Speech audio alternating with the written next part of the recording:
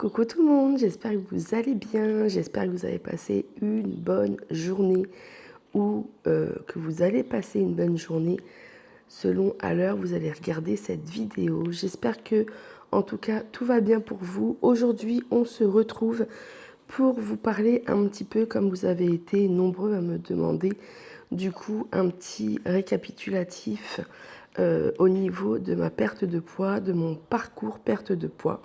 Donc je me suis dit pourquoi pas en faire une petite revue un peu tous les mois ou tous les 2 mois, voilà, sur YouTube. Donc pour ceux qui ne me connaissent pas déjà, bienvenue sur ma chaîne. Je m'appelle Stéphanie alias Miss Nini.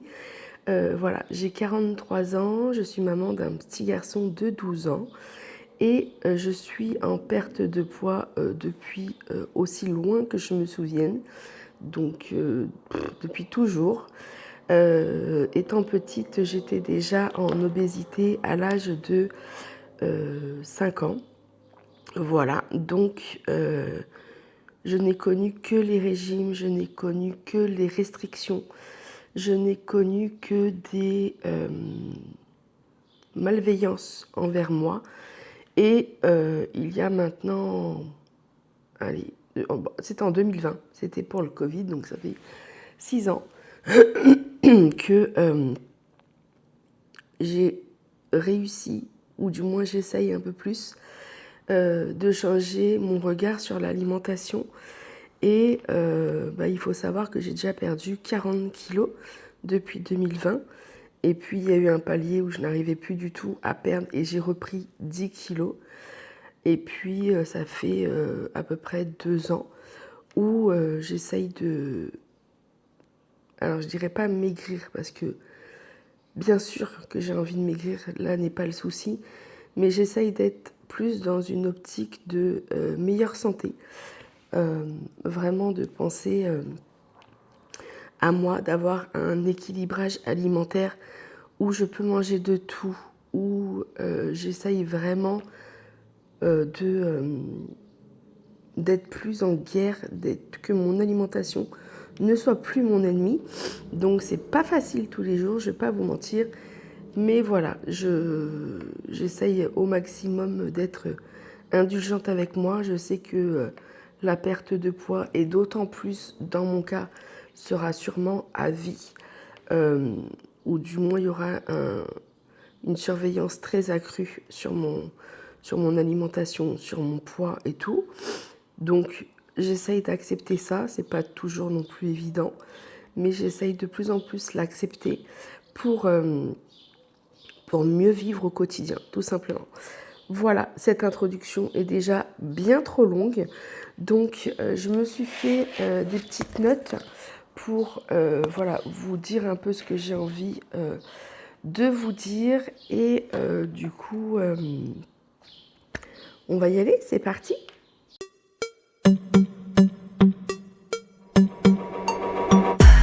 Alors déjà, il faut savoir que au niveau de mon alimentation de base, je suis quelqu'un qui a le bec autant salé que sucré, à mon grand désespoir. Donc moi, le matin, je mange salé, tout simplement parce que j'ai remarqué que quand je mange sucré, en fait, 1 heure après, j'ai vraiment un coup de mou, vraiment une fatigue extrême et juste envie de remanger tout de suite derrière. Donc je me suis dit, pourquoi pas éviter de manger des céréales au chocolat le matin. Et plus, voilà, donc maintenant je me fais 2 œufs brouillés avec du pain complet en général, avec une tranche de jambon. Après, ça peut varier, mais je reste quand même sur alimentation matinale salée. Voilà. Donc si vous voulez, j'essaierai de vous faire un petit peu défiler des photos, ou pour une prochaine vidéo, du coup, je vous montrerai ce qu'il en est de mes repas dans une semaine avec moi, ou une vidéo de ce genre. Pour suivre mon poids, j'ai une balance connectée à ma montre. C'est avec l'application FitTrack, où du coup tout est noté au niveau donc de mon poids, de mon IMC, de mon IMG, de mes muscles, l'hydratation, la densité osseuse, voilà, enfin vraiment tout, la graisse viscérale, la graisse sous-cutanée, bref, il y a vraiment tout. Je ne sais pas si vous connaissez et je ne sais pas si on pourra voir. Bon, à mon avis, vous ne voyez rien du tout. Je mettrai une capture d'écran pour vous montrer tout ce qui est calculé. Donc, au jour d'aujourd'hui, enfin, non pas d'aujourd'hui d'ailleurs, mais au 1er juillet, je pesais 112 kilos. Voilà. Il faut savoir que je me pèse de moins en moins parce que ça aussi, ça a été quelque chose chez moi de très culpabilisant. Je me pesais aller tous les 2-3 jours en moyenne. Et en fait, ma journée était dictée par les chiffres que je voyais le matin sur ma balance. Et avec ma thérapeute, elle m'a dit clairement, arrête de te peser tous les jours ou tous les 3 jours et essayer de décaler au maximum. Donc du coup, c'est ce que j'ai fait. Dans un premier temps, je décalais à 1 fois par semaine, ce qui était déjà très compliqué pour moi, mais je m'y suis tenue. Et puis après, on est passé sur 1 fois tous les 15 jours. Et au jour d'aujourd'hui, j'arrive à me peser 1 fois par mois.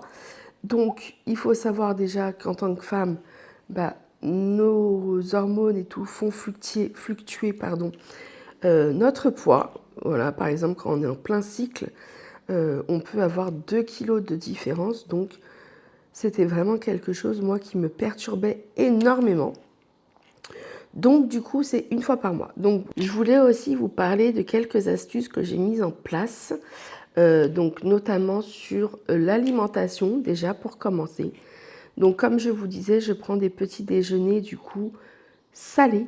Voilà. Et pour le midi, je vous recommande... Alors, disclaimer tout de suite, je ne suis pas médecin, je ne suis pas diététicienne, je ne suis pas nutritionniste.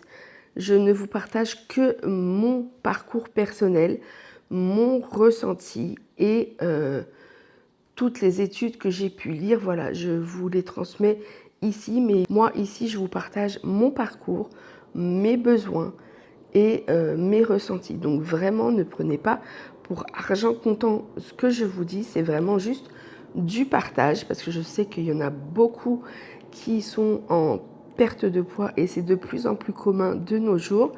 Donc je partage vraiment en toute simplicité. Si ça peut aider quelqu'un, j'en serai la plus heureuse.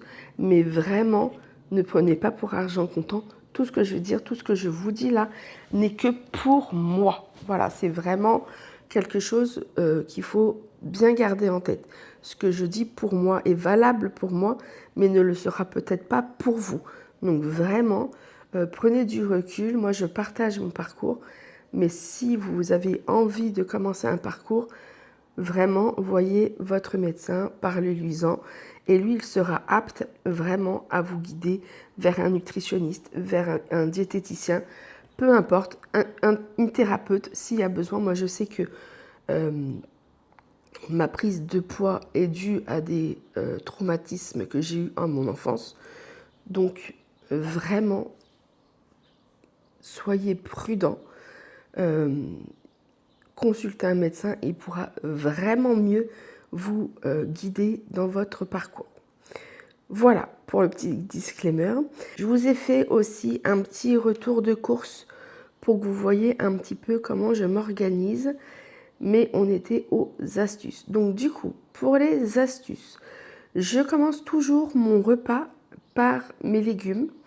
Donc que ce soit des légumes crus en salade ou des légumes cuits. Mais très important de commencer votre repas par des légumes parce que du coup, ça va venir vraiment lisser votre glycémie, ce qui est très important, notamment chez moi qui fait du diabète. Donc c'est quelque chose vraiment de très important de lisser la glycémie sur tout le repas.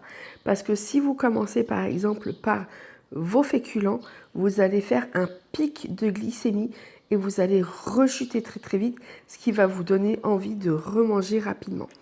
Donc du coup, pour lisser la glycémie, moi je commence par mes légumes. Ensuite, je mange mes protéines, donc que ce soit viande, poisson, sardines, thon, peu importe, toujours mes protéines en second. Et après, je termine mon repas par les féculents. Si vous avez envie d'un petit carré de chocolat, d'un yaourt aux fruits par exemple, qui sont quand même des aliments assez sucrés, préférez-les en fin de repas. Ne vous dites pas « Oh, bon bah là, j'ai fini mon repas, dans 1 heure ou 2 heures, je prendrai mon dessert, comme ça me calera un peu pour le reste de l'après-midi. » C'est une grossière erreur que moi personnellement, j'ai fait pendant des années en étudiant des études sur le diabète, sur la glycémie, sur l'insuline. Tous se rejoignent pour dire qu'il faut manger le petit plaisir sucré juste après le repas, parce que ça sera lissé sur tout votre repas et votre glycémie ne fera pas de pic. Voilà, donc ça c'est une habitude aussi que j'ai pris. Très sincèrement, je ne mange pas de dessert systématiquement à tous les repas. Et Dieu sait pourtant que j'étais vraiment une fanat de laitage. Par exemple, je pouvais manger 4-5 yaourts par jour sans aucun problème, sans compter mon lait du matin, un morceau de fromage. Vraiment, je suis vraiment très très laitage, enfin du moins je l'étais. Et je me suis rendu compte qu'en faisant ça, eh ben, ça joue déjà sur ma perte de poids. Alors là, ça fait... Attendez, que je vous dise pas de bêtises. Voilà, alors depuis le 23 mai, donc la veille de mon anniversaire, j'étais à 117,4 kilos. Et au jour donc du 1er mai, je suis à 112. Voilà, donc en 1 mois et 1 semaine, en gros, j'ai perdu 5 kilos 400. Voilà, donc ça, je suis quand même très contente. Après, je vais essayer aussi de faire des photos parce que je sais que, comme je vous disais au début, le poids peut beaucoup fluctuer chez nous les femmes. Donc je pense que je vais vous faire aussi des photos. Aujourd'hui, je pense pour cette vidéo, je vais essayer de vous en insérer. Et comme ça, je pourrai vous en faire à chaque fois que je vous fais mon petit rapport journal perte de poids. Voilà. Après, qu'est-ce que je voulais dire? Alors, les points positifs et les points négatifs. Alors, les points positifs, que parler de l'alimentation. Je vous parlerai de mes séances de sport juste après. Mais au niveau de mon alimentation, je sens très clairement que j'ai le ventre dégonflé, que j'ai moins de douleurs aussi articulaires. Je mange plus. Oui, oui, oui, je mange bien plus. Par exemple, le midi, je vais me faire soit une grosse salade composée ou alors des légumes. Et en fait, au niveau de mes légumes, j'en prends peut-être 2 fois plus que ce que je prenais habituellement. Donc, je dois être entre 200 et 300 grammes de légumes tous les midis. Donc, vraiment, ça fait vraiment une grosse quantité. Donc, je me rends compte que je ne mangeais pas assez, en fait, de base. Voilà, les points négatifs, c'est toujours compliqué.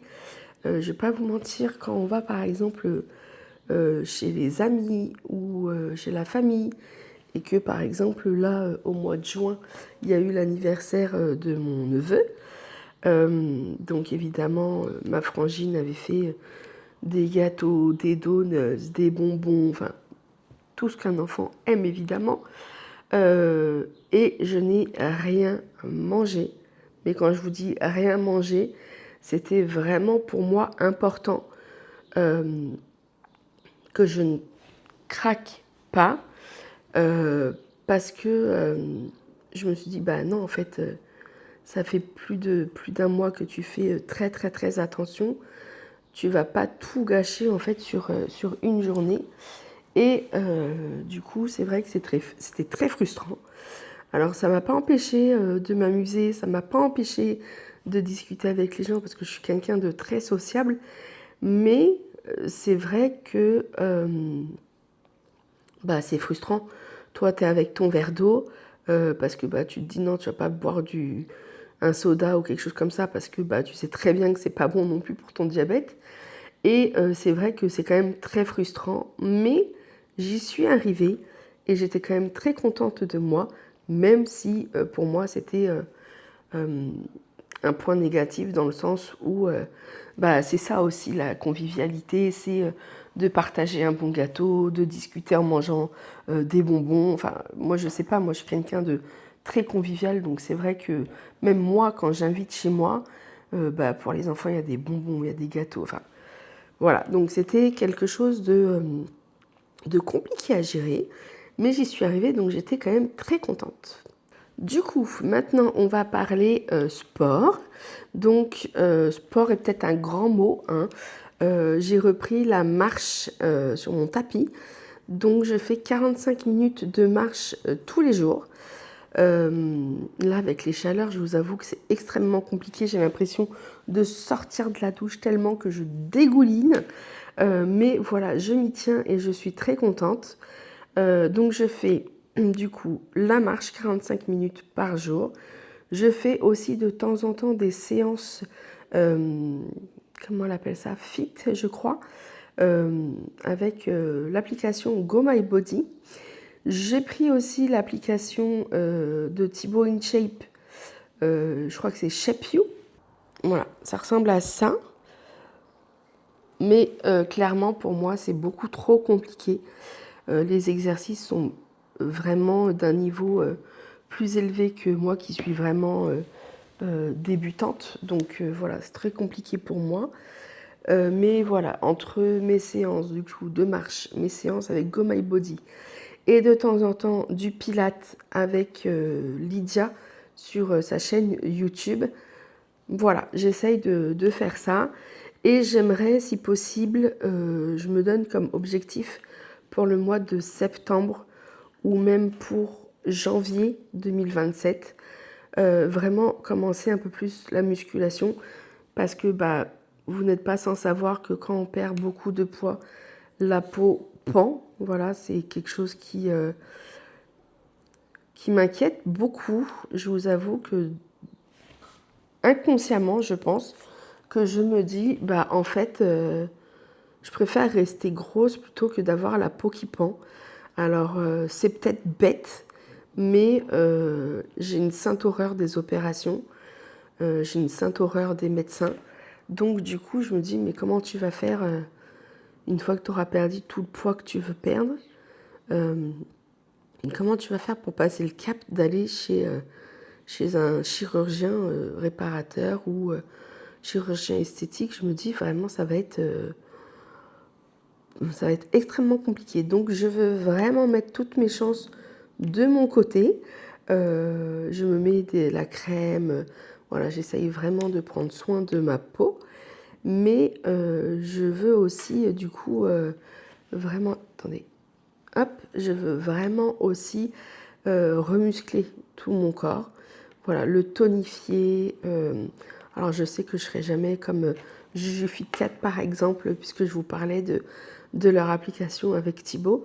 Je sais que je ne serai jamais voilà, une fit girl et que je serai musclée et que ma peau sera tonifiée à mort. Non, ça, c'est sûr que c'est non. Voilà, 43 ans, je sais que je commence déjà à perdre du muscle naturellement. Donc, c'est vraiment pas l'objectif. C'est vraiment un objectif de bien-être, de meilleure santé et aussi de mobilité. Voilà, je veux vraiment pouvoir aller jouer avec mon fils, marcher, faire une randonnée, courir sur la plage. Enfin, c'est vraiment des choses pour tout le monde sûrement très très bêtes, mais qui pour moi, avec mon surpoids, sont impossibles aujourd'hui.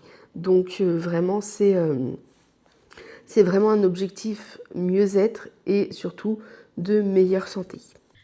Alors, comme promis, je vous ai fait un petit retour de course, vraiment un très petit parce que c'est vraiment, comme j'appelle moi, les courses frigo, c'est vraiment ce qui me manquait pour faire ma semaine. Donc, du coup, j'ai acheté des bananes pour faire un banana bread que vous retrouverez sûrement d'ailleurs la recette la semaine prochaine dans la vidéo de dimanche prochain où je vous propose 4 goûters pour voilà, pouvoir les mettre au congélateur et être tranquille.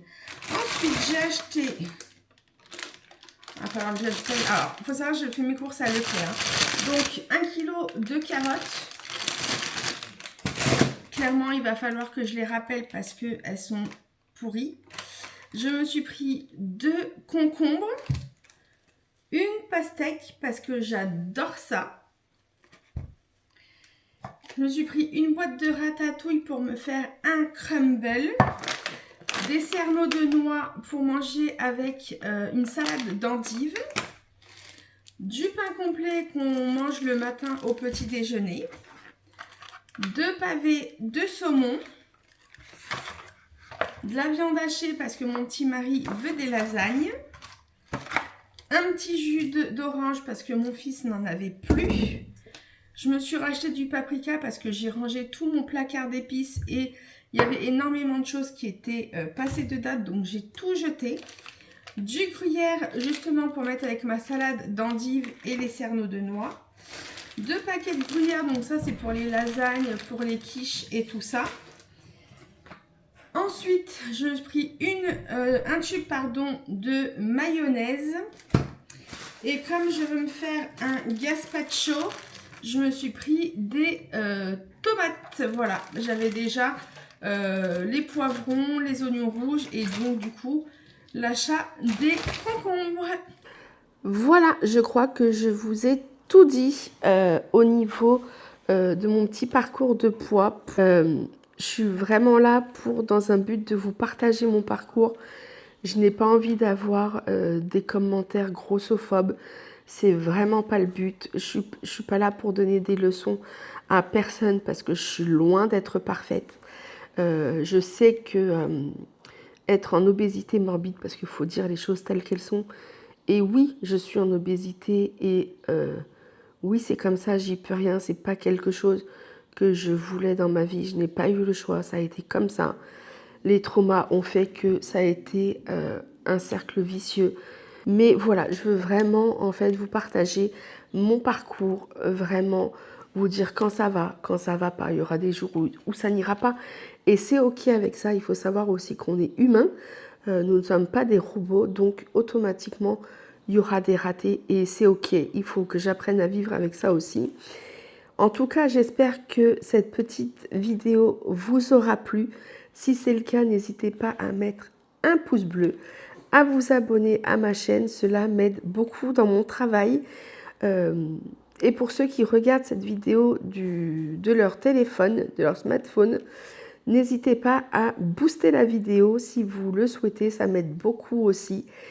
Et sur ce, je vous dis rendez-vous dans un mois. Alors, ça sera début août, je pense.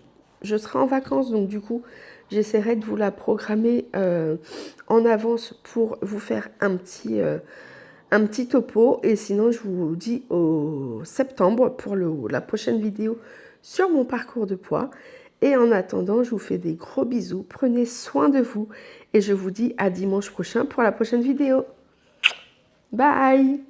I don't ever slow up, no I don't take shit. I got no love for the fakeness. If you wanna play tough and wanna hate this, I'll always show up.